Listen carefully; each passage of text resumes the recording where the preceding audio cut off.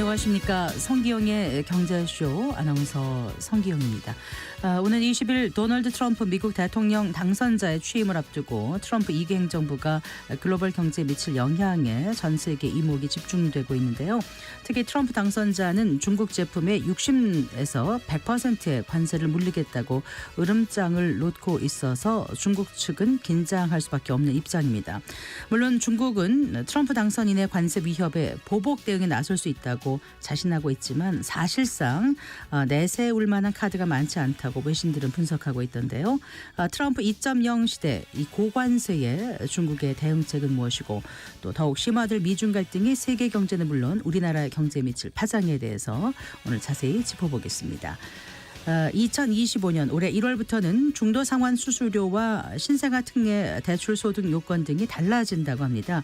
2025년부터 달라지는 부동산 제도들 자세히 살펴보고 올해 부동산 시장에 대한 전망도 짚어보겠습니다. 이 시간 유튜브로도 함께하겠습니다.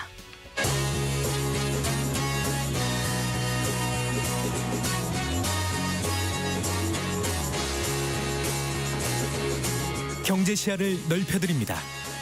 투자의 지름길을 안내합니다. 돈 되는 정보를 발견하는 시간. KBS 1라디오 경제쇼.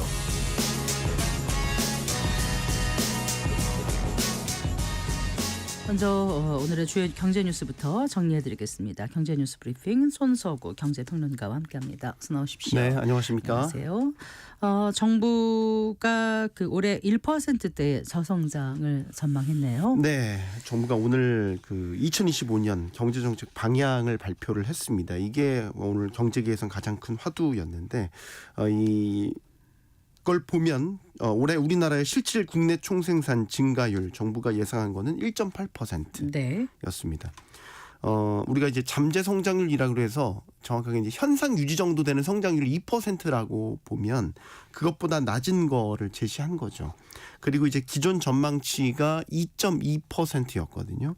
그러면 한 번에 0.4%포인트를 하향 조정한 거니까 꽤 많이 낮춘 겁니다. 네. 그만큼 정부 역시도 경기 상황에 대한 판단이 상당히 후퇴했다, 악화되어 있다라는 걸 의미하고요.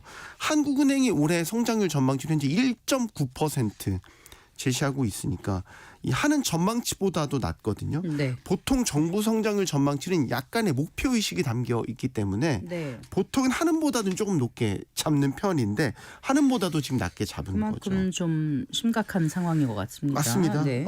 대내외 기관들보다도 다 낮은 수준입니다. 예를 들어서 OECD 경제협력개발기구, IMF 국제통화기금, 우리 한국개발연구원 KDI 네. 다 2% 초반대 정도의 우리나라 올해 성장률을 전망하고 있는데 이보다 다 더 낮은 수준을 정부가 현재 예상하고 있다라고 보고 있는 것이고요. 세부 항목들을 보면 수출을 가장 우려하고 있는 것 같아요. 수출 증가율이 올해 작년이죠. 이제 작년 같은 경우는 8% 정도 성장했다고 보면 올해 전망치를 1.5%로 봤더라고요. 그러니까 네. 현저히 둔화될 것으로 지금 수출 증가율을 보고 있고 소비자 물가는 작년 2.3에서 올해는 1.8%. 취업자 증가 이거는 고용이 되겠죠. 취업자 증가 수도 작년 17만 명에서 올해 12만 명으로 감소할 거다 이렇게 예상을 했습니다. 이런 전망도 지금 추가 하향 조정될 여지도 있는 게 네. 정부 설명을 들어보면 지금의 1.8% 성장률은 현재 탄핵 정국 등이 장기화되지 않고 잘 수습된다는 전제 하에 도출된 겁니다. 그러면 지금 트럼프 행정부 출범까지 이런 불확실한 상황들이 만약에 우리가 원치 않는 방향으로 흘러간다면 성장률을 더 추가로 낮춰야 될 수도 있는 그런 상황이 올 수도 있는 거죠. 네.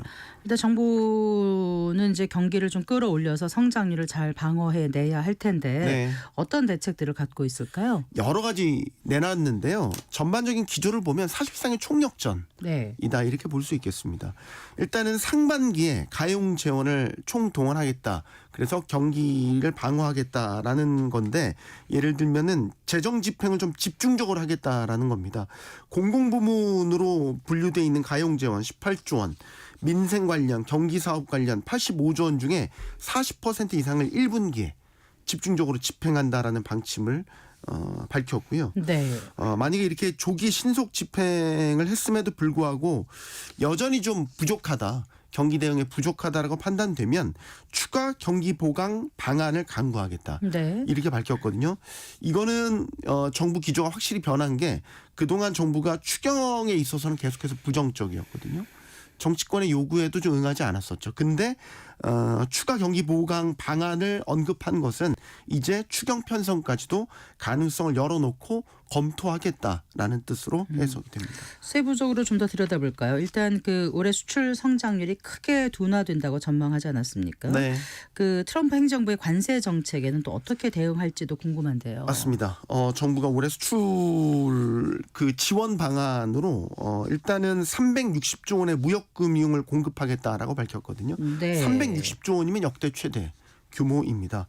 또 관세 인상 같은 교역 환경 변화에 따라서 중소 중견기업들이 상당히 큰 피해를 볼 수 있기 때문에 이걸 최소화하기 위한 긴급 유동성 공급 프로그램도 신설을 했습니다. 네. 뭐 예를 들면 대출 금리를 최대 1% 포인트 이상 낮춰 주겠다. 대출 한도도 최대 10% 확대하는 이런 조치들을 취하겠다라는 것이고요. 네. 산업별로 보면 이제 주력 산업 같은 경우는 맞춤형으로 진행하는데 대표적으로 반도체. 반도체는 현재 최대 간거는 반도체 특별법 현재 국회에 계류 중이지 않습니까? 일단은 정부는 이 반도체 특별법이 국회를 통과하는데 지원을 집중하겠다라는 방침이고요. 네. 그밖에 반도체 시설이나 연구개발 등에 대한 추가 재정 세제 지원 방안도 구체화하겠다라는 건데 예를 들면 투자세액 공제율 상향하는 방안 네. 또 현재 2%대 저금리 정책금융도 14조 원을 지원하겠다 이런 방안들을 내놨고요. 네. 올해 조선 분야가 좀 기대가 됩니다. 왜냐하면 신규 선박 수주도 있지만 정비 같은 MRO 분야의 소요도 많이 늘어날 것으로 예상이 되거든요. 네. 이런 수요 확대에 대응을 해서 우대 금융을 확대하는 방안 또 조선업 인력난 해소를 위해서 외국인 인력들의 그 비율을 좀 확대하는 방안 이런 것들도 현재 추진할 방침입니다. 네. 그 어떻습니까? 내수 경기 활성화 방안으로는 어떤 게 나왔습니까?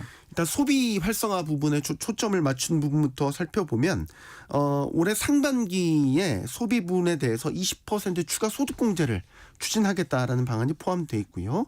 올해 쓰는 품목들 있지 않습니까? 뭐 내구재 같은 걸로 얘기를 하는데 대표적인 자동차죠. 자동차 개별 소비세 상반기에 30% 인하할 그래요? 방침이라고 밝혔습니다. 네. 또 국내 관광 좀 촉진할 방안으로는 중국인 단체 관광을 좀 많이 들여오기 위해서 한시적으로 무비자 입국을 추진한다라는 그런 방침도 밝혔고요.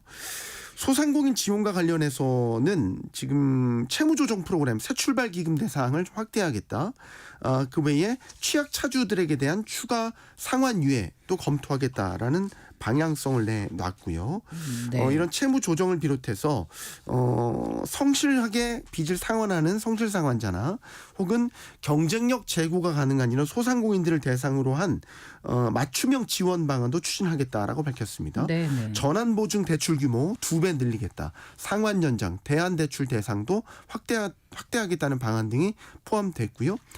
또한 소상공인 좀 매출을 늘려주기 위해서 오늘의 상품권 활성화 정책도 추진하는데 예를 들어서 영세소상공인 점포에서 사용하는 이런 신용카드 소득공제율 한시적으로 15%에서 30%로 2배 늘리는 방안 등이 포함됐습니다. 네. 그 부동산 분야를 보니까 이제 각종 세제를 납세자들의 부담을 좀 낮추는 방향으로 추진한다면서요. 네, 이건 이제 윤석열 정부 들어와서 행해졌던 그 전반적인 부동산 세금 부담 완화에 대한 방향성을 올해도 이제 그대로 유지하겠다라는 건데 대표적인 게 이제 다주택자에 대한 양도세 중과 이 유예 기간을 더 늘리기로 한 겁니다. 올해 5월에 이제 끝나는데요. 네. 그거를 이제 1년 더 2026년 5월까지로 미뤄집니다. 그러면 다주택자들의 경우에는 이제 조정 대상 지역에서는 주택 매각할 때 양도세 기본세율에 최대 30% 포인트의 추가 세율 네. 이게 중과죠. 중과가 될 수 있는데 이걸 더 유예를 한 것이죠. 1년 더 1년 더 유예하는 유예를 한 거죠. 것이죠. 네.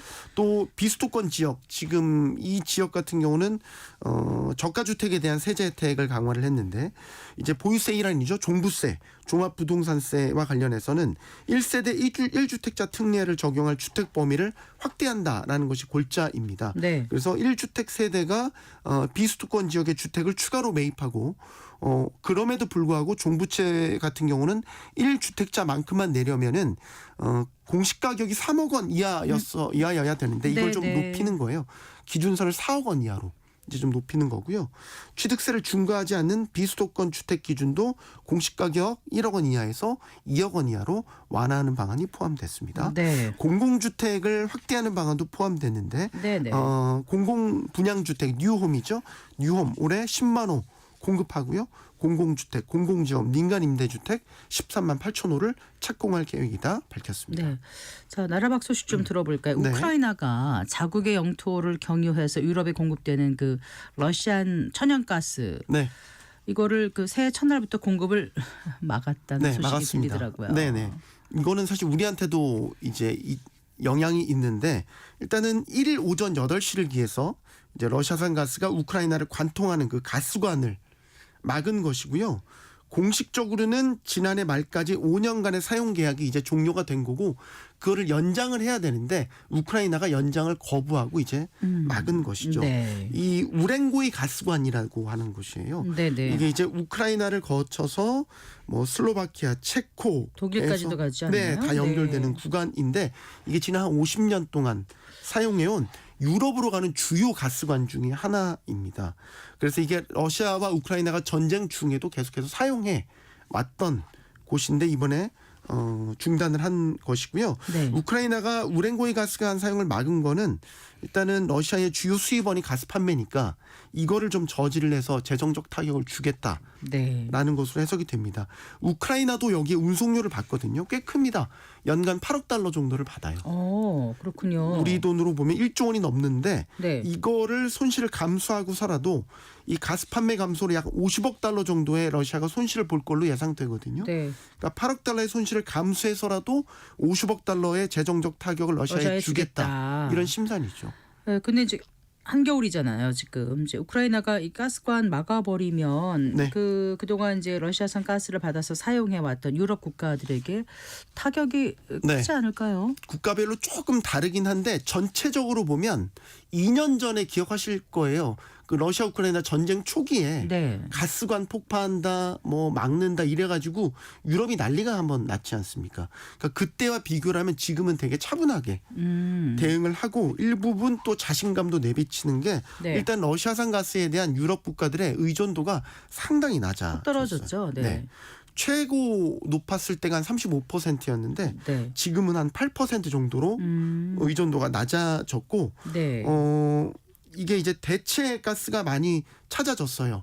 예를 들면 미국산, 뭐 카타르산, 북유럽 노르웨이산 가스로 대체될 것으로 보이고 네. 물론 이번 조치로 타격을 받게 되는 국가들도 있죠. 우크라이나와 그 국경을 접한 곳인데 뭐 예를 들면 슬로바키아, 체코, 헝가리 이런 곳이거든요. 몰도바도 죄송합니다. 여기에 해당이 되는데 물론 대체가스가 이제 있다고 하더라도 아무래도 가스관을 통해서 다른 대체 가스를 네.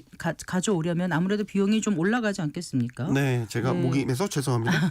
이게 이제 아무리 그래도 가스관을 통해서 장기 공급을 받는 게 가장 비용적인 측면에서 저렴해요. 네. 그러니까 대체 가스를 도입한다고 하더라도 비용적인 면에서 올라갑니다. 네. 예를 들면은 액화 천연가스 같은 걸 들어오려면 선박으로 보통 많이 들어오면 액화 공정도 있어야 되고요. 네. 다시 쓰려면 이걸 다시 또 기화해야 되거든요. 그렇죠. 기화 공정도 필요합니다. 그러니까 네. 비용이 더 많이 드는 거고. 다른 곳으로 우회하려면 길이가 더 길어져서 맞습니다. 아무래도 비용도 더 많이 드는 거 아니에요? 네, 지리적으로 보면 우크라이나를 거쳐야 바로 직접적으로 유럽으로 가는 통로가 되거든요. 네. 그러니까 수송간도 길어지면 비용도 그만큼 더 많이 들게 되는 거고 네. 이런 것 때문에 지금 이미 우크라이나가 이 우렝고이 가스관을 막을 것이라는 전망 때문에 LNG 가격이나 천연가스 가격이 많이 올랐어요. 네. 지난 한 해 동안만 거의 45% 이렇게 올랐거든요. 우리나라도 영향이 있을 것 같아요. 그럼요. 우리나라도 LNG 같은 거 의존도가 상당히 높기 때문에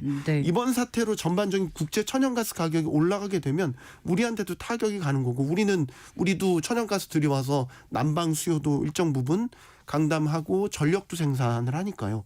이런 비용들이 다 우리한테도 영향을 미치게 되는 겁니다. 네. 예, 잘 들었습니다. 고맙습니다. 감사합니다. 네, 경제 뉴스 브리핑 손서구 경제평론가와 함께했습니다.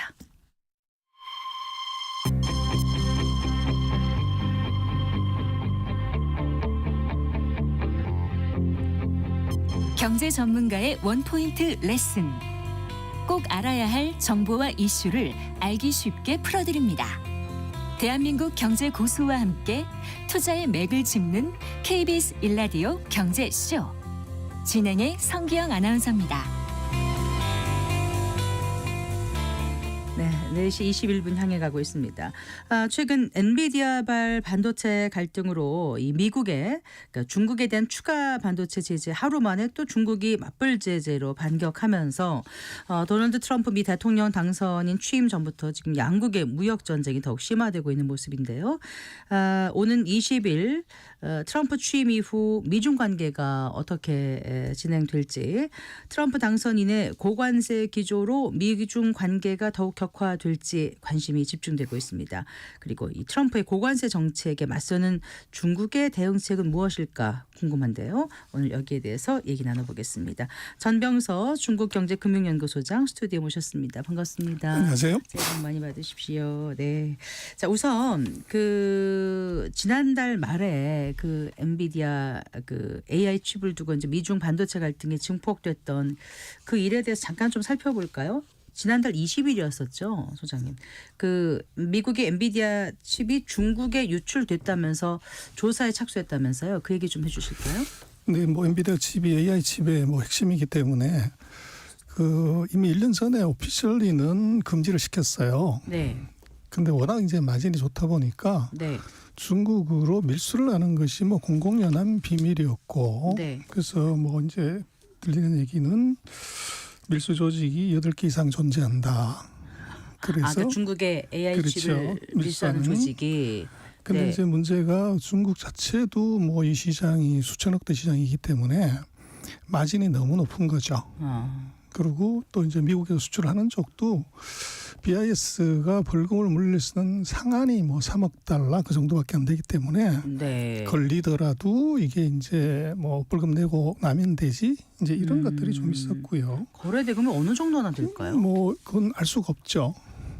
근데 이미 중국 안에 밀수된 것만 해도 90만 개에서 100만 개가 넘어간다. 그렇게 네. 이제 특히 좀 주목할 만한 게 이제 엔비디아의 싱가포르 매출액이 이제 급증을 해요. 그래서 싱가포르이 그렇게 많은 데이터 센터나 AI를 하는 것도 아닌데 네. 왜 그렇게 이제 많이 간 거냐 하면 그게 이제 중국으로 우회가는 루트였다. 이제 그런 의심이 있었고요. 그러니까 싱가포르를 경유해서 결국 밀수를 하는. 그렇죠. 그래서 싱가포르는 중국과 여러 가지 관계가 있기 때문에. 네. 그래서 이제 바이든 정부가 퇴임 한 달을 앞두고서 이런 제재를 했고, 더 이제 의미가 있는 것은 AI 칩보다가는 네. 다음번에 범용 칩에 대해서도 첨단이 아닌 것에 대해서도 네. 301조 이제 불공정 무역 거래 네네. 이거 조사를 하겠다고 한 게 이게 이제 더 사실은 심각해요. 그래서 이게 지금 AI 칩 같은 경우는 이걸 금수를 해도 이제 생산할 수 있는 지역이 미국이기 때문에 그렇지만 네.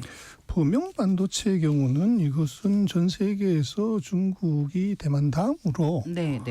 시장 점유율이 35%가 넘어가요. 그래서 이걸 이제 조사를 하겠다고 하는 것이 더 큰 문제가 사실은 된 건데. 네.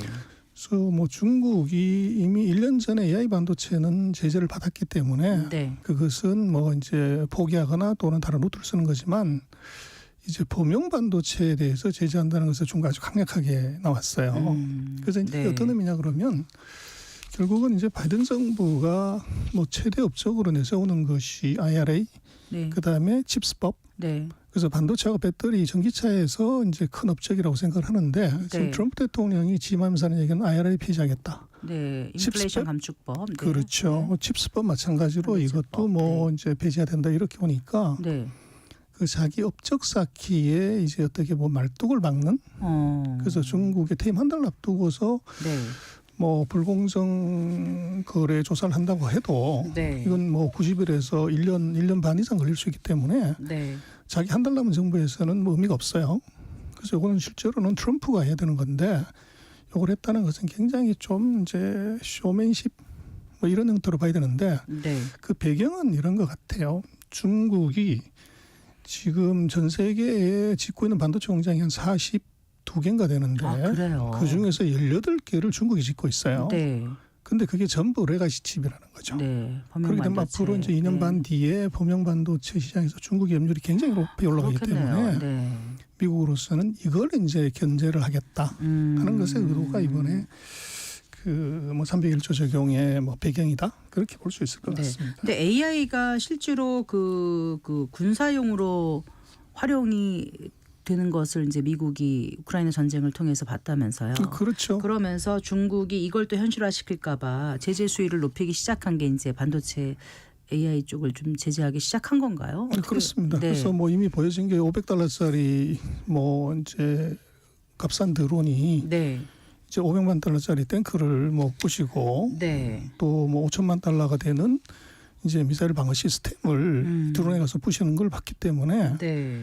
이게 지금 값싼 이제 AI 칩이 이게 이제 무기에 전용이 되면서 네. 엄청난 무기 체계에 어떻게 보면 혼란이 올 수 있는 그 리스크가 존재하는 거고 네. 그래서 그거를 이제 전 세계도 다 보고 있지만 중국도 보고 있는 거죠. 그러니까 이 미국산 칩이 뭐 핵무기라든가 어뢰, 뭐 스텔스 전투기, 레이더 신호로 불리는 신호를 분석하는데 다 사용이 된다면서요. 그렇죠. 그래서 뭐 첨단도 첨단이지만 이제 범용도 제재를 그 지금 중국으로 가고 있는 게 네. 그 HBM2 GBM2요? HBM. HB야. 그래서 AI를 하려고 하면은 네. 거기 이제 메모리가 붙어야 되는데 네. 지금 이제 5세대, 6세대가 지금 이제 그 엔비디아 칩에는 붙지만 중국은 아직 실력이 안 되기 때문에 HBM2 정도 네, 네. 아주 그레이드가 낮은 거를 이제 붙이는데 이것도 이제 제재를 했던 거죠. 네. 그래서 그 제재한 이유는 로그레이드든 하이그레이드든 이게 이제 무기로 전용이 됐을 때 네. 아주 파워풀한 영향을 주기 때문에 그러니까요. 네. 이걸 이제 원천 봉쇄하겠다는 이제 의도를 보여준 거죠. 네. 그런데 이제 그 아까 말씀하신 그 통상법 301조 적용하는 거요. 그게 그 명분이 있어야 될 거 아닙니까? 뭐라고 얘기하는 거예요, 미국은요? 그래서 이제 그 불공정 행위라고 하는 것이 네. 미국의 자의적인 판단이야. 명확한 기준이 없습니다. 걸면 다 걸리고 그걸 이제 발표했다는 것은 제재하겠다는 걸로 봐야 되고 네. 증거가 뭐냐 하는 것은 별로 중요하지 않은 것 같아요. 근데 지금 문제는 중국이 그런 이제 범용 칩에서 미국으로 수출하는 게 미국이 사용하는 칩이 한 1.6%밖에 안 된다. 아. 그래서 규모가 크지 않다는 거죠. 자국산 제품이 그렇죠. 네. 그래서 이제 이것은 굉장히 좀 상징적인 의미로 이제 얘기를 하는 거고 네. 오히려 이제 뭐 디테일하게 더 들어가려고 하면 이보다는 더 강력한 제재나 통제 수단이 나와야 된다는 거죠. 그래서 그거는 조금 네. 근데 이제 그 조사를 하려고 설문조사를 먼저 기업들한테 하는데 네. 기업들한테 설문조사를 했더니 자기네가 쓰고 있는 반도체가 어느 나라 건지 잘 모르겠다. 그리고 메이드 인 차이나라고 하는 것이 내가 어렴풋이는 알겠는데 그레이드가 낮으니까 아, 네, 네. 그게 대략 한 60% 정도 되는 것 같다. 네. 이제 이렇게 응답을 한 거죠. 그랬더니 이제 미국 입장에서는 그러면 유사시에 예. 그 60%가 공급이 안 되거나 뭐 이랬을 때 굉장히 문제가 있을 수 있다고 보고서 이제 제재를 들어간 거죠. 그러니까 이제 첨단 반도체 규제를 하니까 중국이 첨단 반도체 대신 오히려 이제 레거시 제품 생산에 올인하다 보니까 그 시장 점유율 확대를 하게 되면 그렇죠. 미국이 이제 나중에 좀 결정적인 공경에 처할 수 순간에 있으니까 그렇죠. 오히려 사전에 이걸 막으려는 그렇죠. 그런 조치다.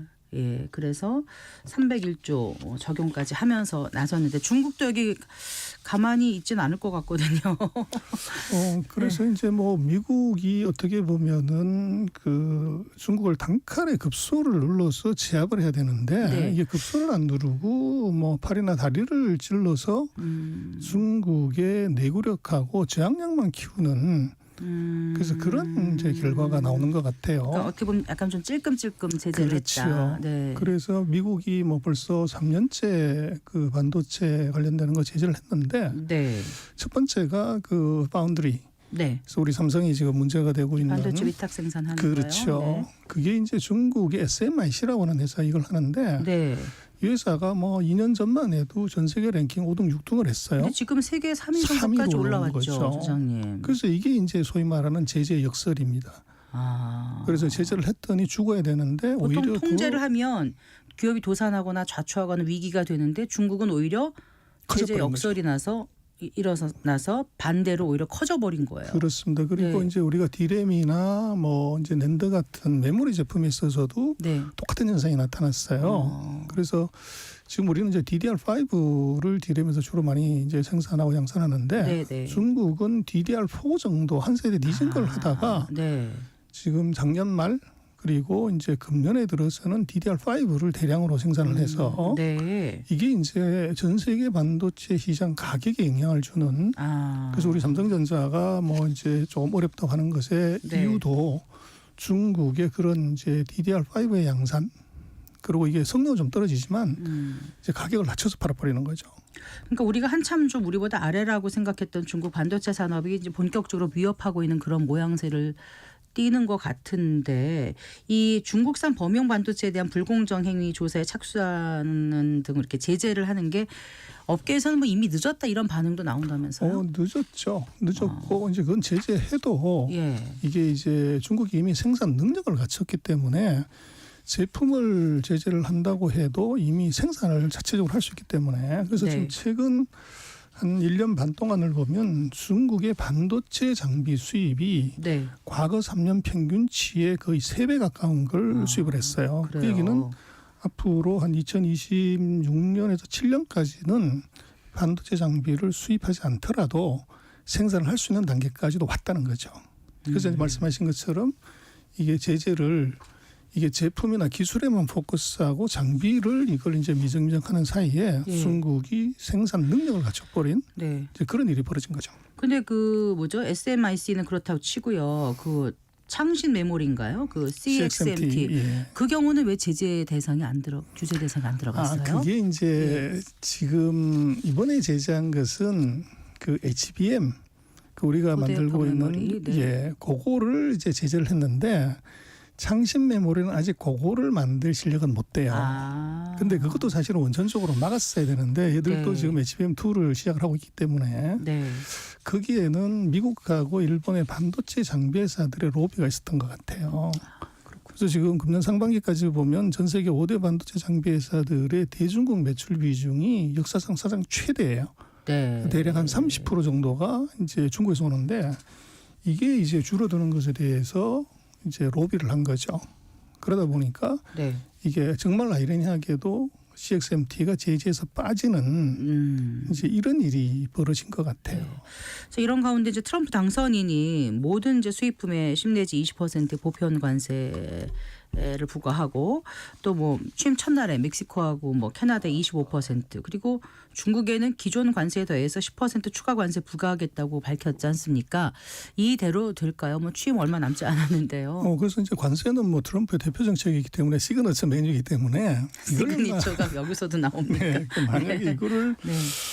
시건을 했다거나 이러면 신뢰성이 굉장히 큰 타격이 오겠죠. 그러나 이걸 모든 제품에 60% 올릴 거냐 그건 아닐 것 같고 네네. 지금 월마트에서 파는 물건의 60%가 메이드인 차이나기 때문에 그렇죠. 갑자기 그렇게 올렸을 때 서민 네. 생활에 크게 영향을 주기 때문에 그렇겠죠.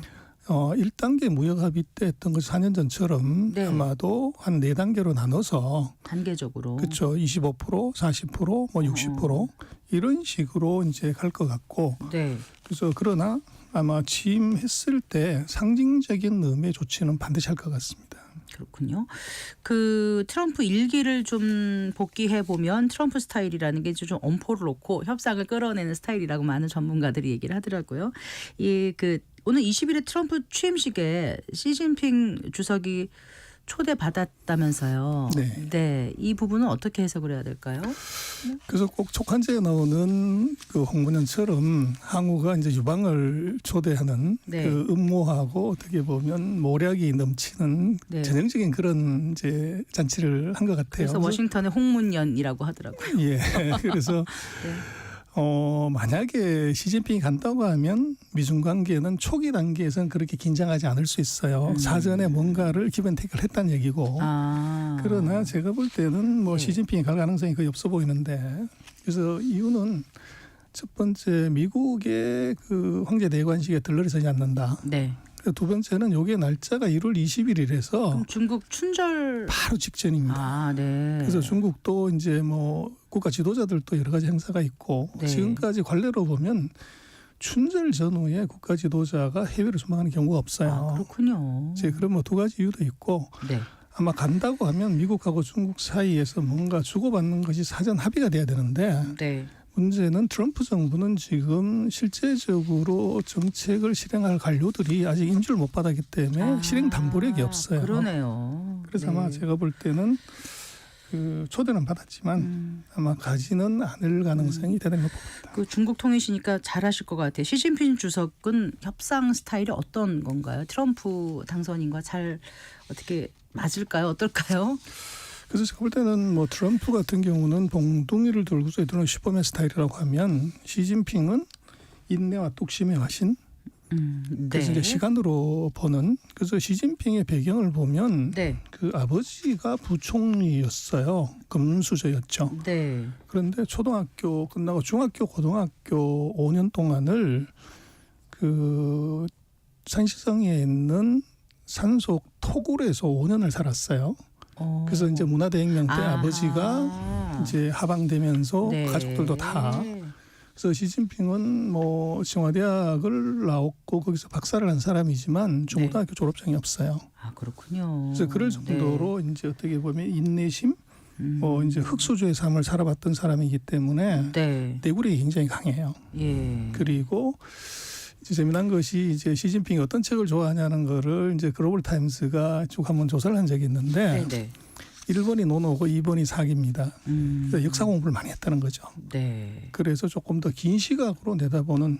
그래서 뭐 트럼프 같은 경우는 이게 승부를 단시간에 내려고 하고 네. 시진핑 같은 경우는 이 전투가 아니라 전쟁에서 승리하는 전략 이제 이런 쪽에다 포커스를 맞출 것 큰 같아요. 틀에서 이기겠다. 그렇습니다. 네. 알겠습니다. 그 친중파라고 불리더라고요, 머스크가. 그렇게 불려도 맞는 거죠? 그렇죠. 네. 그러면 중재 역할을 좀 할 수 있다고 보십니까? 어떻게 보세요? 그런 가능성이 대단히 높아 보여요. 네. 그래서 뭐 트럼프 1기 정부 때도 그랬고 바이든 정부 때도 그랬고 미국의 지도자가 중국과 정말로 시진핑과 속 깊은 얘기를 할 때는 특사를 보냅니다. 그때 누가 갔냐면 이제 그 당시에 90세 100세가 되신 그 키신저 박사가 노고를 이끌고 직접 가서 네. 시진핑을 만나죠. 그래서 뭐 수교 때부터 이제 했기 때문에 그 엄청난 노고를 가진 사람인데 네. 이제 신재 박사가 돌아가셨기 때문에 그 다음 역할은 중국의 지도부도 잘 알고 네. 그리고 미국 지도부도 잘 아는 딱 한 사람이 앨런 머스크입니다. 그래서 앨런 머스크는 샹하이에 전 세계에서 제일 큰 전기차 공장을 지었는데 당시에 그 공장을 지었을 때 상하이 당서기가 지금 부총리인 리창 총리예요. 그리고 네. 이제 뭐 시진핑과도 미국의 기업인들이 시진핑과 직접 만나는 경우가 그렇게 많지 않은데 네. 앨런 머스크는 자주 본 거죠. 네. 그래서 아마 그 협상의 밀사 그런 역할을 아마 할 수 있는 가능성이 대단히 높아 보입니다. 네. 그럼 지금 어쨌거나 트럼프 당선자는 중국 제품에 뭐 60에서 100%까지 관세를 물리겠다 이렇게 으름장 놓고 있는데 중국이 취할 수 있는 대책은 어떤 게 있다고 지금 보세요, 소장님? 제가 볼 때는 중국은 수출 감소를 내수 확대로 완전히 이제 돌아서서 완충하는 전략을 할 것 같아요. 그래서 우리는 네. 뭐 중국이 수출 안 되면 망하는 나라 이렇게 많이 오해를 하는데 네, 네. 중국이 GDP에서 수출에 차지하는 비중이 한 17%. 그리고 그 중에서 미국으로 가는 게 한 17%밖에 안 돼요. 그래서 GDP 한 2.8% 정도인데 중국이 지금 소비가 대략 GDP의 한 60%도 해요. 그럼 소비를 5%만 늘리면 수출 대미 수출이 0이 되더라도 네. 그걸 커버할 수 있는 이제 역량이 되는 거죠. 네. 그래서 아마 2025년에 중국은 아마도 내수 소비 확대에 올인할 것 같아요. 네. 그래서 수출 감소를 내수 확대로 커버한다. 이게 아마 2025년에 가장 중요한 중국의 경제정책이 될 것 같습니다. 네. 사실 기술 패권으로 보면은 이제 중국이 뭐 그 반도체를 제외하고는 뭐 전기차, 로봇, 우주 등 여러 분야에서 세계적인 산업 경쟁력과 기술을 보유하고 있지 않습니까? 이렇게 이제 이런 미국과 중국의 어떤 그 갈등이 이제 무역 분쟁이 된다라면은 우리나라는 그 틈바구니에서 어떻게 대응을 해야 될지도 참 고민입니다. 그 점을 좀 말씀해 그래서 이제 주신다면요. 우리 같은 경우는 뭐 우리 스스로 자기 비하를 많이 하는데요. 중국이 자기 절절히 비하? 그렇죠. 그래서 예. 우리는 뭐 중국한테 안 되고 미국한테 뭐 어쩌고 그러지만 미국도 절절히 원하고 중국도 절절히 원하는데 네. 이해 같이 못하는 게 있어요. 그게 지금 메모리 반도체입니다. 그래서 지금 네. 엔비디아가 뭐 난리지만 엔비디아 저거 주가 폭락시키려면 어떻게 하면 되냐면 우리 하이닉스가 독하게 마음먹고 HBM 칩을 공급하지 않으면 엔비디아는 무용지물이 돼요. 네네. 하이닉스 HBM 없으면 무용지물이 그렇죠. 된다. 네네. 그래서 우리로서는 그런 이제 굉장히 좋은 것이 있는데 네.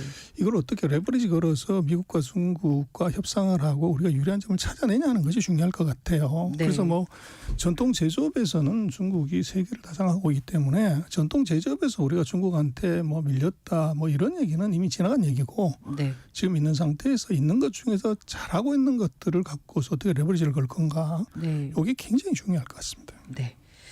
알겠습니다. 그러면 지금 반도체가 가장 중요한 어떤 대응 방안이 된다라고 지금 보시는 건가요? 그래서 미중 3차 전쟁에서 한국을 지킬 최종 병기는 바로 반도체, 메모리, 네. 특히 HBM이다. 네. 그럼 반도체 특별법 이런 것도 좀 잘. 그래서 우리가 그거를 빨리 해야 되는데 네. 그걸 지금 뭐 또 돌발 사태 때문에 못 하고 있지만 지금 미국이나 중국, 일본, 유럽이 다가 반도체 엄청난 보조금을 주는데 이것은 네. AI 전쟁 시대에 가장 중요한 군수 물자가 반도체고 예. 그 보조금은 민간 기업에 어떻게 보면 이제 보조금을 주는 것이 아니라 이건 네. 국방비예요. 네. 그래서 인식을 네. 그렇게 한다고 하면 지금 우리가 뭐 이게 보조금을 주네만에 하는 것들은 국방비인데 네. AI 전쟁을 치르기 위한 근데 네. 거기에 우리가 세계적인 경쟁력을 갖고 있는 거를 빨리 지원해서 정말로 미국과 중국이 절대 따라올 수 없는 수준으로 가게 하는 것이 우리로서는 가장 중요한 일입니다. 시각과 모두의 전환이 필요하다 이런 그렇습니다. 말씀이었습니다. 네, 잘 들었습니다. 고맙습니다. 네, 전병서 중국경제금융연구소장과 함께했습니다.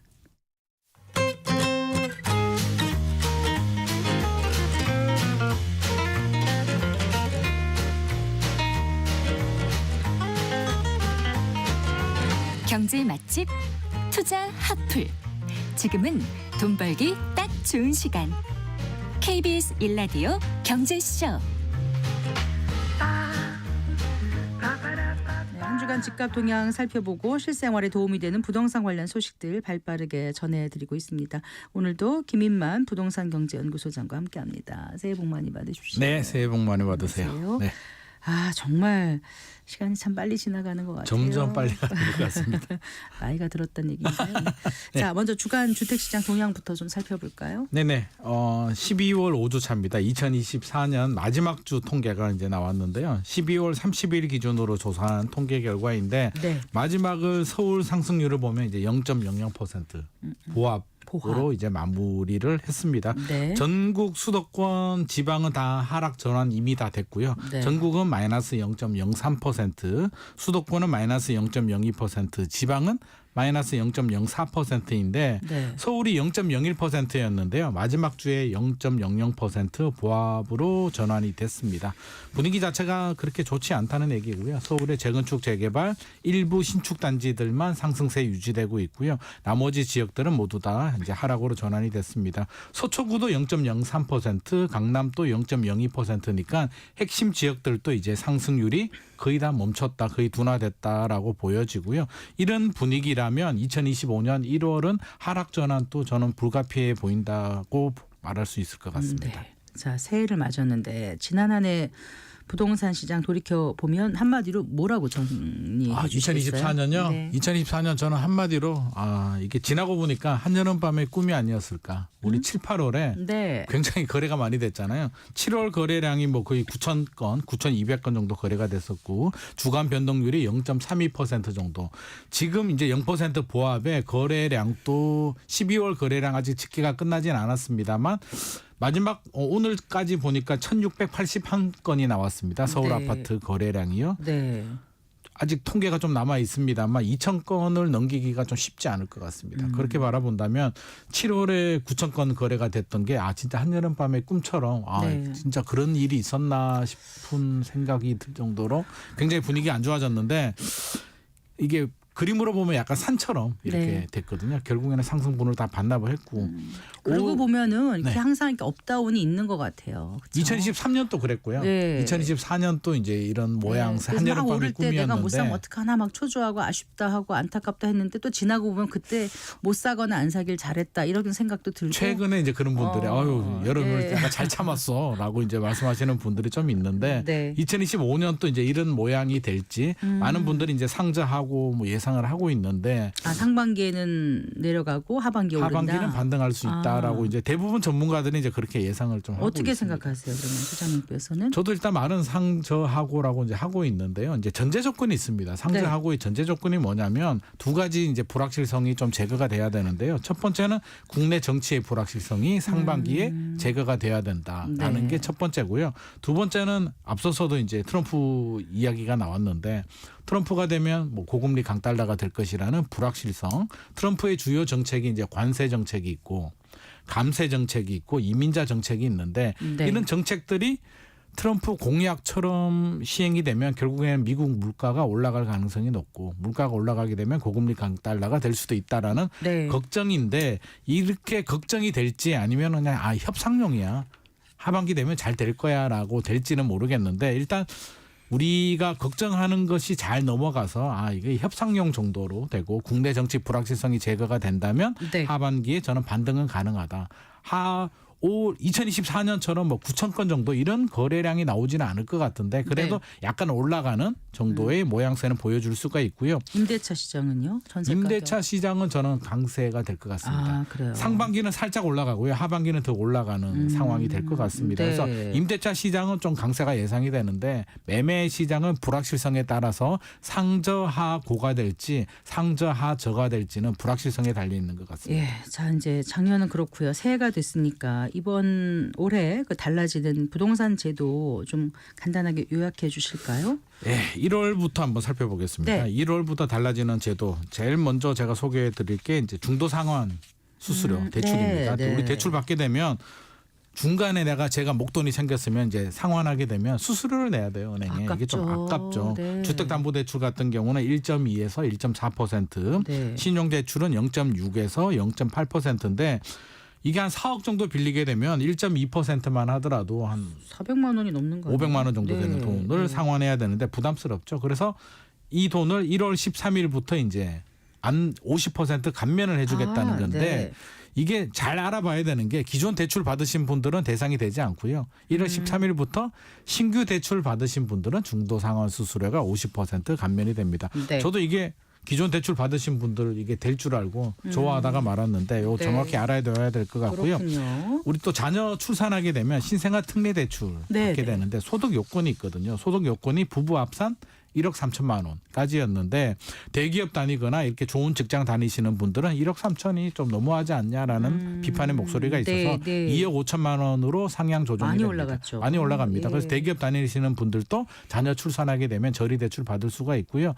또 2027년까지 출산하시는 분들은 0.4%포인트 우대 금리도 이렇게 적용을 해줍니다. 2027년 말까지. 2027년 말까지. 아. 2025년 올해 1월 1일부터요. 오늘이 이제 1월 2027년 2일이니까 지금부터 2027년 12월 말까지 네. 자녀를 출산하게 되면 0.4%포인트 그렇군요. 금리 우대를 줍니다. 그 네. 외에 주택청약 종합저축 배우자도 그 소득 공제 혜택이 네. 늘어나고요. 1주택 가지신 분들 양도세, 네. 종부세, 세제 혜택을 볼 수가 있는데 네. 두 가지 조건이 해당이 돼야 됩니다. 한 가지는 인구 감소 지역의 공시가격 4억 원 이하 주택을 구입하게 되면 네. 1주택으로 간주해 주겠다는 그래요? 것이고요. 예. 또 하나는 비수도권의 전용 면적 85제곱미터 이하나 공시가격 6억 원 이하 미분양을 사게 되면 역시 1주택으로 간주해 주겠다. 이게 새로 나온 건가요 이번에? 네. 네. 이번에 1월부터 적용이 됩니다. 그래서 네. 이런 내용들도 괜찮고요. 그 외에도 뭐 부동산 중개 광고 시 위반 건축물 표기할 수 있도록 네. 해주기 때문에 좀 이런 건 잘 된 것 같습니다. 네. 1월부터 당장 많은 제도들이 바뀌네요. 네. 자, 2월 이후에 바뀌는 건 또 어떤 것들이 있습니까? 2월에는 민간 도심 공공주택 복합 사업이 시행이 되는데 이게 뭐냐면 도심지에 이제 사업성이 잘 안 나오는 곳들은 용적률 인센티브 주겠다는 거니까 2월부터는 이제 도심에 용적률 인센티브를 받아서 개발되는 곳들이 많이 나오고요. 6월 좀 눈여겨 보셔야 되는데 6월. 네. 신축 분양 단지들 디딤돌 대출 받을 때 후취 담보가 가능해집니다. 이게 후취 후취 담보. 담보가 용어가 좀 어렵긴 한데요. 네. 우리가 이제 신규 아파트 분양 받게 되면 등기가 나오기 전에 먼저 네. 대출 받아서 네. 잔금을 쳐야 되잖아요. 네. 근데 이게 2024년에 막혔거든요. 네. 안 되도록 했는데 아. 올 6월부터는 이제 은행이 투기할까 봐 막았던 그렇죠. 거죠. 막았는데 네. 이제 네. 등기가 나오지 않아도 은행이 먼저 대출을 좀 해줄 수 있게 풀어준다고 네. 하니까 신규 아파트 분양 받으신 분들은 6월 이후에는 아하. 후치담보대출 되니까 좀 한시름 놓으셔도 좋을 것 같고요. 네. 재건축 안전진단 네. 이제 6월 이후부터는 안전진단 받지 않아도 됩니다. 바로 추진할 수가 있다는 건데요. 네. 안전진단이 가장 초기 안전진단을 통과해야만 추진위를 만들고 사업시행 네. 계획을 받을 수가 있는데 이제부터는 안전진단 없이 사업을 바로 진행해도 됩니다. 네. 없어지는 건 아니고요. 사업시행 계획인가 전까지만 안전진단을 아. 받으면 됩니다. 그리고 네. 이제 안전진단이라는 이름도 없어집니다. 네. 그냥 재건축 진단으로 개명하기 때문에 재건축 진단이라고 이제 이야기를 해야 될 것 같습니다. 네, 그래요. 그리고 앞서서도 저희가 잠깐 얘기를 했는데 양도세 중과 같은 정책들이 이제 유예가 되는 것 같더라고요. 유예됩니다. 네. 그래서 일단 5월 9일까지가 유예고요. 지금 분위기를 보면은 정부에서는 특별한 변수가 없는 한 연장될 가능성이 높다라고 그러니까 이야기를 하고 있고. 다주택자 양도세 중과라는 그렇죠. 거죠. 규제 지역에 다주택을 네. 가지고 있으면 2주택 이상이면 20%, 3주택 이상이면 30%포인트 중과세가 되는 게 한시적으로 일몰제로 이제 연장해 주는데 네. 아마 올해도 내년 5월 9일까지 연장될 가능성이 높아 보이고요. 네. 임대료 많이 안 올리는 상생 임대인 제도도 2026년까지 연장이 됩니다. 그렇군요. 네. 상생 임대인도 연장이 되는군요. 네. 자, 이제 2025년 해가 바뀌면서 이제 많은 제도들이 변화하거나 또 연장되는 부분이 있으니까 꼼꼼하게 잘 확인해 보시면 좋을 것 같습니다. 하나 더 여쭤볼게요. 그 GTX-A, 그러니까 광역 급행철도라고 하잖아요. 그렇습니다. 그 A 그 북부 구간이 네네. 지난달 말에 개통이 됐죠. 됐습니다. 12월 28일에 개통을 했습니다. 어느 정도 시간이 단축되는지 뭐 획기적이라고 하는데 실제로 그런지 모르겠어요. 제가 또 타봤죠. 경제쇼 나오기 전에 이제 네. 며칠 전에 제가 한번 타러 갔습니다. 일부러 시간 내서 이게 북부 구간이 이제 서울역에서 네. 연신내 대곡 일산 킨텍스 지나서 파주 운정이 이제 종착역입니다. 그래서 서울역에서 네. 한번 탔거든요. 네. 제가 스톱워치 가지고 아. 실제로 시간 얼마나 걸리나. 서울역 딱 타는데 승강장에서부터요? 내려와서 출발할 때부터 출발할 때부터. 예. 했습니다. 네. 내려가는데 한 지하 한 3층 4층까지 내려가더라고요. 시간을 체크를 하니까 연신내까지 5분 딱 걸렸고요. 네. 대구까지 11분, 일산 킨텍스까지 16분, 파주 운전까지 정확하게 21분 30초. 무척 빠르군요. 엄청나게 빨라서 저도 네. 굉장히 놀랐습니다. 운전해서 가면 제법 걸릴 텐데요. 네. 운전해서 가면 1시간 정도 걸리죠. 그러니까요. 그래서 저는 좀 획기적이라는 생각이 들었고요. 배차 네. 간격도 10분 정도기 때문에 네. 크게 불편함이 없었고 이용객 많았나요? 이용객이 생각보다 많더라고요. 자리가 꽉 차서 또 한 번 놀랐습니다. 그래서 여러 번 네. 놀랐고요. 일단 요금이 성인 기준으로는 4,450원 정도 되기 때문에 네. 살짝 부담이 될 수는 있는데 이게 또 청소년이나 또 나이 많으신 분들은 또 할인도 네. 되고 시간이 이렇게 단축이 되면 저는 사실 저 같은 경우는 돈이 아깝지 않다라는 좀 생각은 들었습니다. 그래서 예. 이런 GTX가 좀 빨리 개통이 됐으면 하는 바람?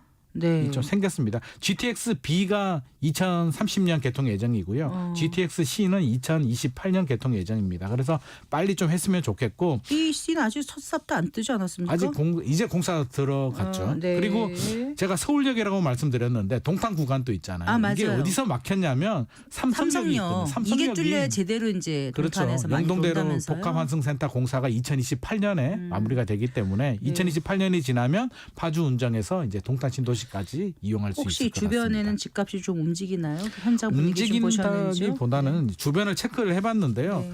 최근에 11월에 또 신고가가 나왔더라고요. 파주 운정 근처에 네. 신축 아파트가 이게 보통 한강 벨트에 신고가가 나오고 외곽 지역들은 신고가가 잘 안 나오는데 신고가 나온 거로 봐서 아무래도 GTX 힘이 좀 작용이 된 것 같고 네. 지속적으로 올라간다기보다는 요즘 전체적으로 분위기가 좋지 않고 있기 때문에 네. 매매 가격은 아마 이 정도에서 멈출 것 같고 전세 가격은 조금 더 올라갈 가능성이 좀 있을 것 같습니다. 알겠습니다. 말씀 잘 들었습니다. 고맙습니다. 감사합니다. 네, 김인만 부동산 경제연구소장과 함께했습니다. 마칠 시간입니다. 성기영의 경제쇼 오늘 순서 여기까지입니다. 아나운서 성기영이었습니다. 고맙습니다.